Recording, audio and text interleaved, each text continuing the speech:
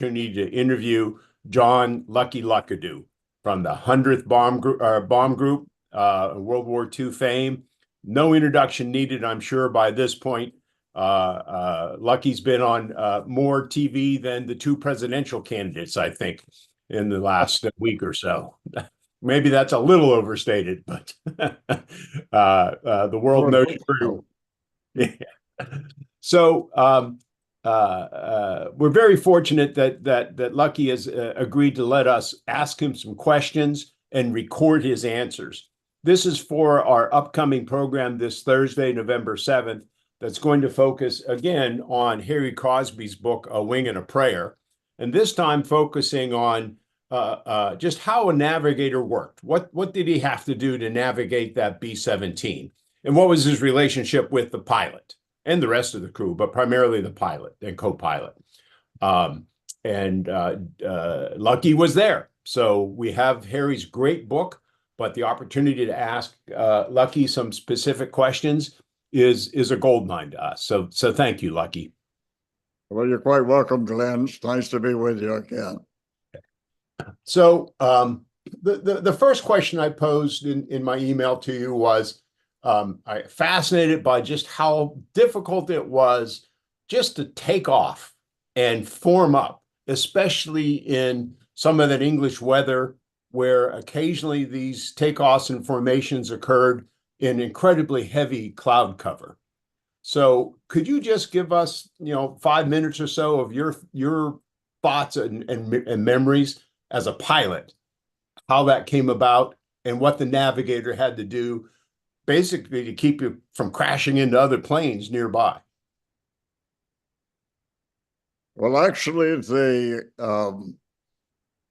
terror of taking off into the weather that we had to encounter in England, the fog, the rain, and the cold, all combined to give us the bejeebies. As far as the relationship between the pilot and the navigator is concerned, the heavy responsibility, of course, naturally fell on the shoulders of the lead navigator of the formation. Right. He was the guy that was really having to shoulder the responsibility of getting the entire formation not only assembled initially over England before we started out on our mission, but also to make the necessary points on time and to keep the formation flying specifically according to the way the mission was structured to get to the target. Oftentimes we would be directed to make a feint in one direction as if we were going to one target, and then we would make a turn. The formation was supposed to make a turn and go to a different target, and that was our ultimate objective. I don't know that there's really been the proper amount of credit attributed to the tremendous responsibility that lead navigator had, and also how that reverberated through the rest of the formation, because each crew, of course, carried a navigator as well as a bombardier, and the navigators other than the lead navigator were primarily there just to follow along. Right. What the lead navigator was doing in conjunction with his pilot. Crosby developed a very, very close relationship with his pilots, particularly Blakely. where he was on Blakely's crew, and of course they were designated as a lead crew of the 418th Squadron.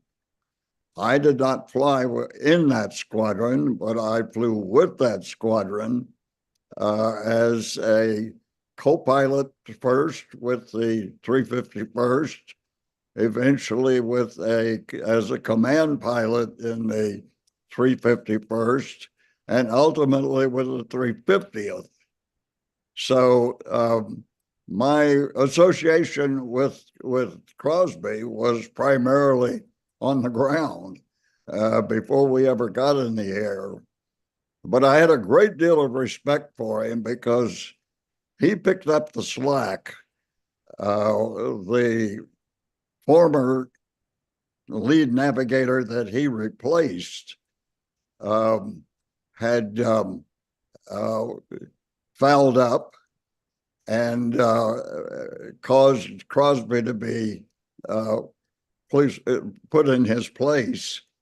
And that really turned out to be a very fortunate thing, because I doubt that there was any navigator in the entire 8th Air Force that was as conscientious about what his responsibilities were as Harry Crosby. And ironically, the fact that he got airsick on every flight was ludicrous, because that didn't happen to very many people, but it certainly happened to him. But he refused to let that impair his ability to perform. And the reason that I think that he excelled in fulfilling his responsibilities so acutely, as the docuseries Masters of the Air did a good job of portraying, was that he worked so closely and practiced endlessly with his pilot in order to know that each of them were on the same page and fully understood and appreciated what each was supposed to do. Right. Unfortunately, lead pilots and lead crews in the 8th Air Force were seldom in a position to really perform more than perfunctorily, for the simple reason that the command pilot who replaced the co-pilot, and as you know, the co-pilot was then delegated to go back and fly the tail gun position. Your favorite spot. Which was my unfavorite spot, and one which I thought was absolutely ludicrous and unnecessary, and yet they continue to do that. But the lead navigator had to become acutely aware that the turns that he would order the pilot to make in order to make the rendezvous or to make the checkpoints on time was a matter of skill, tremendous skill and courage.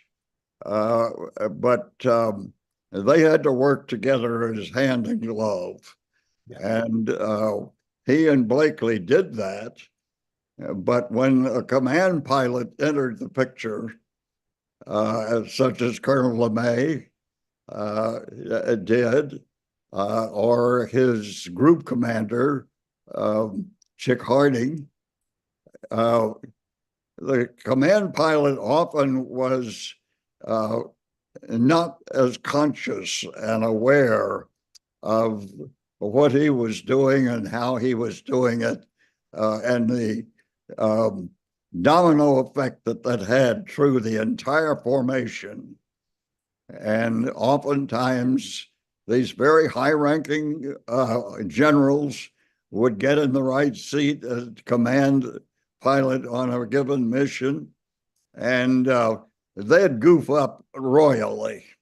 Well, if I And could, it's amazing that we ever hit a target. if I could refer specifically to what you and I mentioned, chapter 5 in Harry's book, which he Yeah. calls Curtis LeMay. And if I could just summarize what happened there. So this was a meeting at a high level, headquarters, group commanders, wing commanders, et cetera, and only other lead navigators. But Harry was invited to it because he had just become, I think, squadron navigator, right? So it's just a fascinating chapter in the book, and it just shows Curtis LeMay's incredible leadership qualities and knowledge. He makes the point that, hey, I'm the only guy in the room that has been pilot, co-pilot, command pilot, bombardier, navigator. He made sure he knew everybody's job. So the way I understood it, and this is what I'd like you to comment on, Lucky, is that to cut to the chase, he went in sort of a technical discussion about the bubble on the Norden bomb site and how far it would vary on the bomb run after the hitting the IP and then going to the bomb run of whatever it was, 8 or 10 miles. He wanted to know how much variation there was in that bubble. And he said there only should be 1 or 2 degrees. But in fact, the command pilots would take over the plane and the formation and try to dodge, I guess, the flak. Pretty natural. I'm sure I'd dodge it if I had to. And instead of 1 or 2 degrees, it was as many as 10 or 15 degrees. And Or therefore, 25, pardon? as much as 25 degrees. 25 degrees. Okay. Oh, yes. So what's the point that he's making there, Lucky? Well, the point is that many people don't appreciate and recognize the fact that on the bomb run, the bombardier is literally flying the airplane through the bomb site, and the interconnection between the autopilot and the bomb site. And he's cranking in all of these corrections and input for the bomb site to determine the precise point at which the bomb should be released.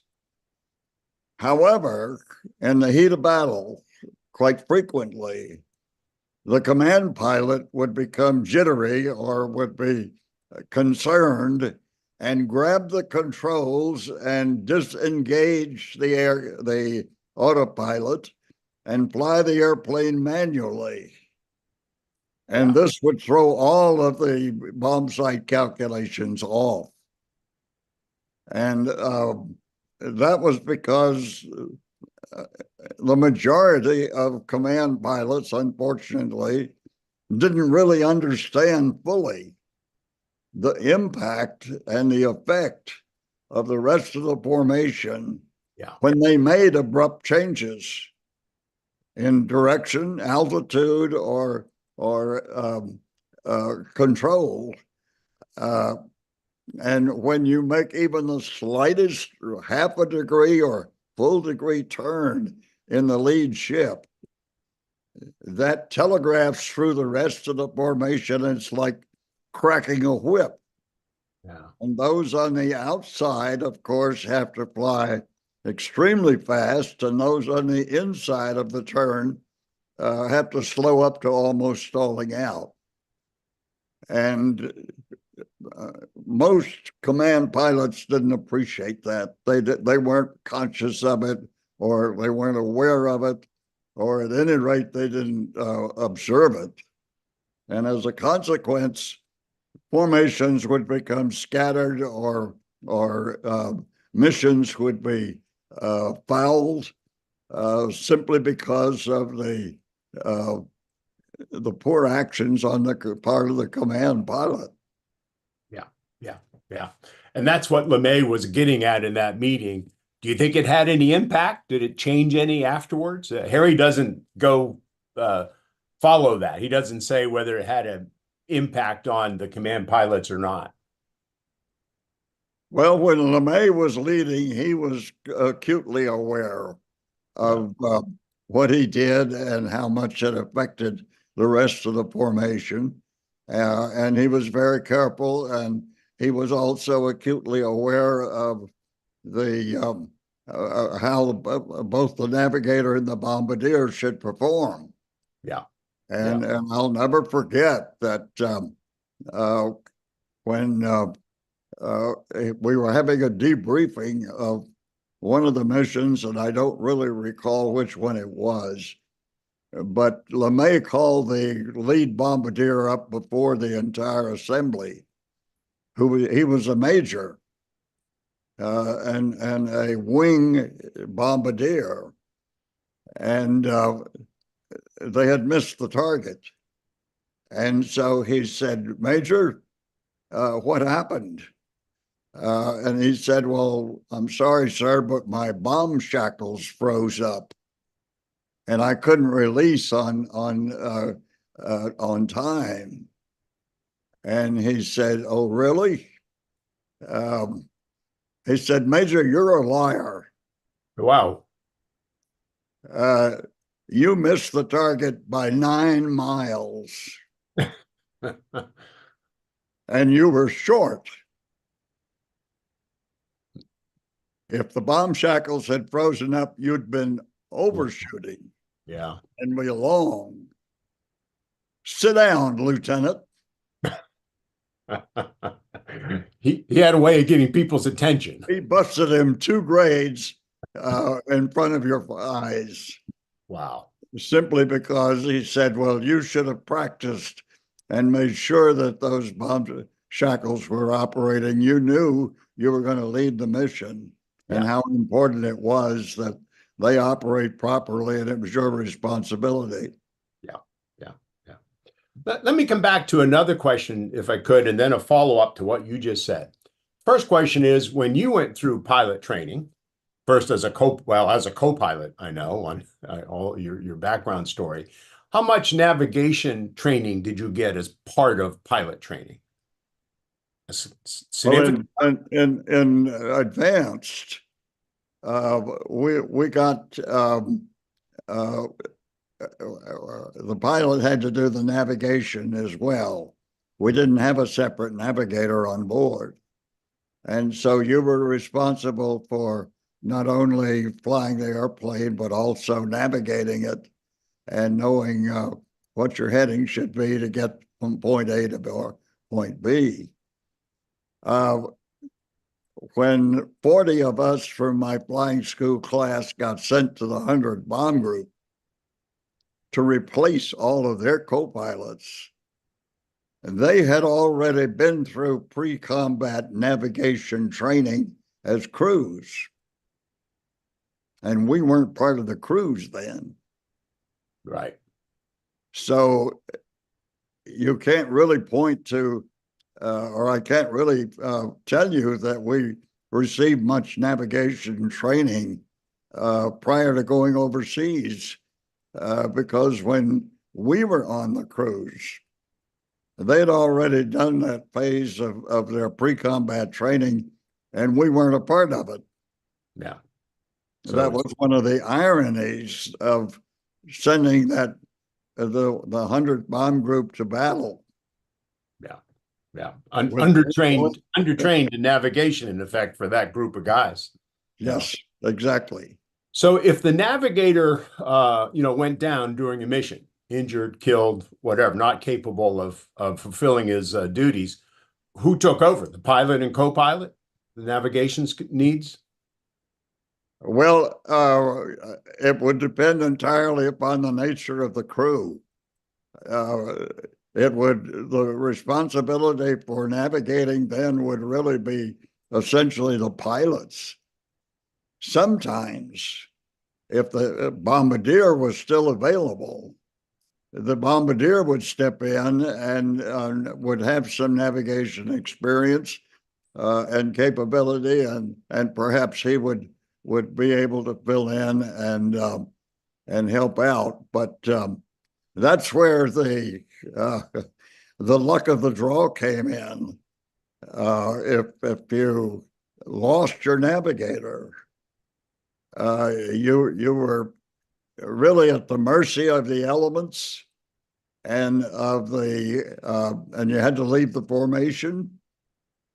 So the pilot and the co-pilot would then have to do their own navigation. And about all we could do was head west. Yeah. And if you've been damaged and you're not with the formation, then you're not only naked to the Luftwaffe, you're also navigating on your own. There's no lead navigator, Exactly. squadron navigator. I can't remember which mission it was, Lucky, in your book, but the mission where the front of your plane was essentially shot off, and you're returning, and the wind is howling through the plane. Your feet are freezing. In fact, they did freeze. Which mission was that? I know you would remember. Well, it was the Bremen mission of October the 8th. Yeah. The beginning of Black Week. Yeah. And we didn't get the nose shot off, but we got the plexiglass nose penetrated by some shrapnel that created a jet of cold, ice cold air directly onto my feet. And that's how I got frostbitten toes. Yeah. Did that impact the navigator, that situation? Was he still available to you? Well, the navigator and the bombardier were suffering, but it was really the cold was so intense at 50 to 60 degrees below zero, unpressurized, that they couldn't tell any, I'm sure they couldn't tell any difference. Yeah. Just because this jet of cold air was shooting into their compartment and across it up into the cockpit. Yeah. Yeah. And I've forgotten, Lucky, forgive me, because I know I've read so many of these stories. Were you still in the formation at that time, or did you have to leave the formation? No, we were still in formation. Okay. Okay. And stayed in formation. Yeah. Okay. Great. So let me return, Lucky, if I could, to our discussion about General LeMay and the command pilots and the issue of staying on course to bomb the target. So as I've read through Harry's book and other sources, LeMay's answer to that seemed to be, certainly was, the development of the Pathfinder planes. And in the 100th bomb group in Harry's book, he goes into great detail about Frank Valish, if I have the pronunciation right, who's quite a story in and of himself. Yes, it is. Did you know that pilot, and did you fly with him or others in Pathfinder-led raids? I never flew a Pathfinder raid, and Frank Valish was only designated as a Pathfinder after he completed his tour. Right. And this was something that he was doing additionally to get more missions, but also to fulfill his desire to continue to fly combat, which was pretty extraordinary. And as you know, one of the few others was Rosie Rosenthal, who never flew any Pathfinder missions, but to my knowledge, but did continue to fly combat missions. But as I understand the Pathfinder concept, that was LeMay's answer to, I need better navigators, better bombardiers. They eventually became equipped with this Mickey. The nickname was Mickey H2X, which was like a radar device that you could see through the clouds. And I know that was more in late 43 and 44 than your time there. That's true. But do I understand that Pathfinder concept correct? That was LeMay's answer to getting better navigation and better bombing runs. I think it was certainly his idea that by utilizing Pathfinders, they could improve our accuracy Yeah. in hitting the targets, because technology had advanced. We had acquired some of the British radar, and which we didn't have in the beginning. And in fact, initially, our rules of engagement prohibited us from dropping unless we could visually identify the target. We'd have to go to a secondary, and if that was closed, then we'd go drop the bombs in the channel. So that was the Pathfinder was developed as a means to try and increase our accuracy and not having to go back repeated times to get the same target. Yeah. I mean, that was the trade-off. I mean, flying straight and narrow got you more accurate results, and maybe more casualties, but you didn't have to go back 2, 3, 4, 5 times to the same target. Yeah. Yes. It's my understanding, Glenn, and I wasn't there because I had been returned to the States by then, that the use of a B-17 as a pathfinder was not successful. And sending a full crew out to ahead of the formation to mark the target was abandoned, and they started utilizing mosquito bombers from the RAF, which were unarmed, and only carried a pilot. Yeah. So there was less risk, but because of their speed, they could get over enemy territory, spot the target, drop their flares, and then scoot back home, supposedly with less risk than sending a full crew out in a B-17. Talk about a brave pilot, that mosquito pilot, right? Only his piloting skills and his speed kept him alive. That's right. Well, they offered me that option when I finished my tour, that I could either take a command of a squadron, or I could be returned to the States as an instructor, or I could become a pathfinder on a mosquito bomber. And I greatly admired the mosquitoes and seriously considered it for about 30 seconds. And then realized that I had been fortunate enough to survive a tour with the Bloody Hundredth, and I shouldn't push my luck any further. That's why they call you lucky. For sure. I'll have to look that up. That is something I am not aware of, about the role of the mosquito bombers. Yeah, flares. So that's something I've read about here and there. When you were flying missions, were flares dropped to help mark the target? No. No. Okay. That came. They were never used during my tour. Yeah. Yeah.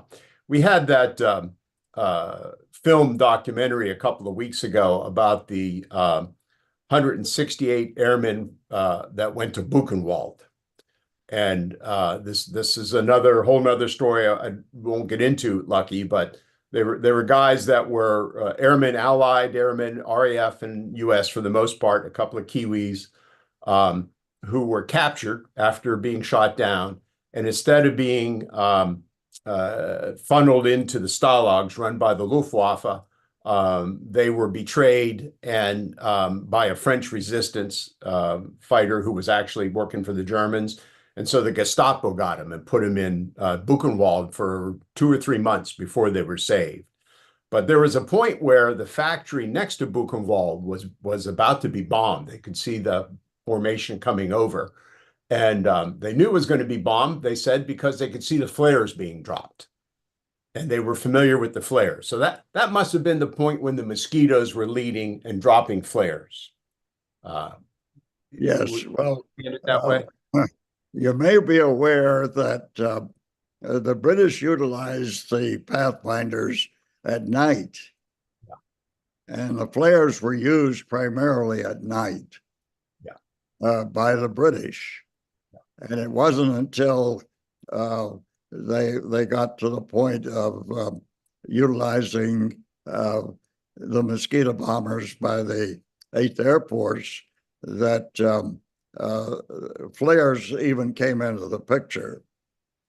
We used them for assembly or for signaling in the air, but we didn't use them for marking the targets. Yeah, in fact, Harry goes into a lot about the various flares that were shot off at different points in the formation process by different squadrons, different groups, different wings. So quite interesting. Well, one more question, Lucky. Any stories you have about the navigators that you flew with when they were particularly helpful or particularly not helpful to you? Well, the one that I flew with the most for 21 missions was the navigator on the original crew that I was assigned to. And he was an Irishman named Tim Cavanaugh. And he was particularly fond of the co-pilot that I replaced. And he highly resented my coming onto the crew. And he did everything in his power to discourage me from staying on the crew. I don't know what he thought he might get in my place, but he and the navigator, he and the bombardier were co-conspirators in making Lucky's life hell. Yeah. And so I was policing my backfield the whole time I was trying to learn what I was supposed to be doing as a co-pilot, supposed to be learning how to fly a B-17. And it was, and the navigator that I was assigned to, or we were assigned to the same crew, was my nemesis. And it wasn't until we got to Newfoundland on the way across to combat, and when the pilot pulled a shenanigan by going across the field and shacking up with a WAF and getting a raging case of VD, and we had to sit there for 2 weeks waiting for him to recover. And when he was finally released, he was so weak he couldn't fly, he couldn't stand up. And we had to load him into the airplane. And that's when I called this navigator in and I said, "You SOB, you've made my life hell. But now you're going to have to depend on me to get us to combat. And I want to tell you that if you fail to make landfall on the nose, I will personally blow your butt out of the airplane without a parachute." And so that was our relationship in trying to level the playing field before we ever got to combat and flew our first mission. Did it work? Did the relationship at least become workable after that?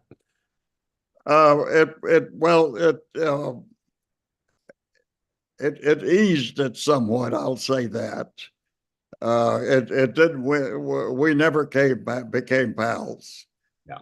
And he never apologized, and the pilot was fully aware of what the navigator and the bombardier did to me, but he never condoned it or condemned it.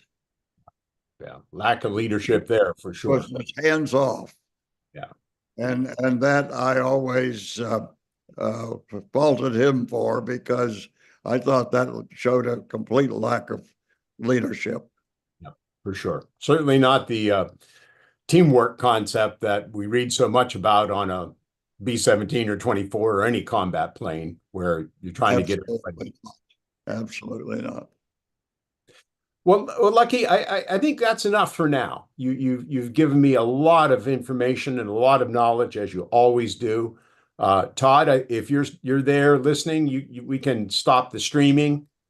If he's not, then Yeah. my Add one more point, Glenn, before you please. sign off.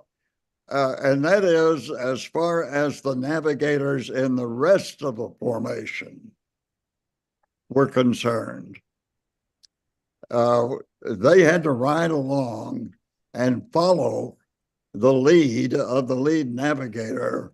If they were any good at all, they made sure of where the formation was at all times, so that in the event that you got shut out of the formation, they could give you a heading to safety, either to a neutral country or back to England, hopefully.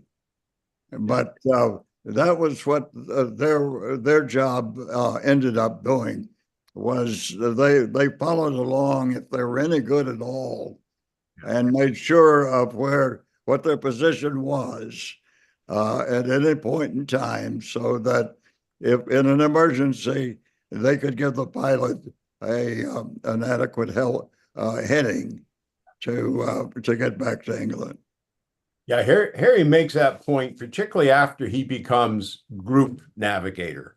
Yes. Because as group navigator, he really becomes more administrative, a teacher, which eventually he becomes after the war.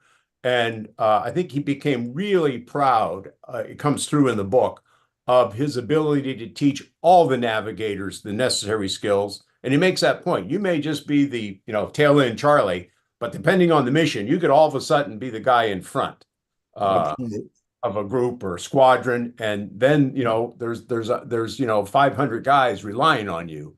And he talks a lot about that. And he obviously was an incredibly good teacher, not only during the war, but then post-war as well. Exactly. Yeah. Okay. So we'll do this program November 7th. You've given me a lot of great information. We'll pull in 3 or 4 clips of your comments as appropriate, and I'll send you the result after the 7th, and you can see it all. Very good. I'll be in Washington celebrating Veterans Day there with the Americans Veterans Center in Washington, D.C. Well, let's pray it's all calm and okay for that. Amen. After tomorrow. Yes, indeed. I just want somebody to win at this point. I want to chime in here and say that this is interesting. We're streaming this live on YouTube, really only to archive it so that we could later go back and edit this conversation. However, 8 people are watching. And one of them is a young man at 25 years old, Johnson. He said, "Hi, Lucky, I'm 25 years old and I read your book. It was horrifying to see what men my age were made to do at that time." And then he said, "I'm not sure if you guys are taking questions, but I was wondering, Lucky, what would you do to kill time up there when nothing was going on? I mean, those were long missions. What would you chat? Would you tell jokes?" A young man named Johnson would like to know. We were so preoccupied with trying to thwart the cold and make sure that the airplane was continuing to function that we didn't have time to joke or play around. I don't recall that was ever the result of our actions on those, particularly to the Saint Nazaire and La Police, the subpens where we were flying 10 or 11 hours. You would think that we'd have a lot of time to twiddle our thumbs but uh, as far as I was concerned, I was busier than a one-armed paper hanger most of the time. So I don't recall ever twiddling my thumbs or trying to be cute about what our situation was. Thank you. Thank you very much, Lucky. This is great. Lucky, one other last thing. I'm going to do another show on using Harry's book in December sometime. And the focus is going to be on the 7 100th Bomb Group commanders from the very first to the very last, right?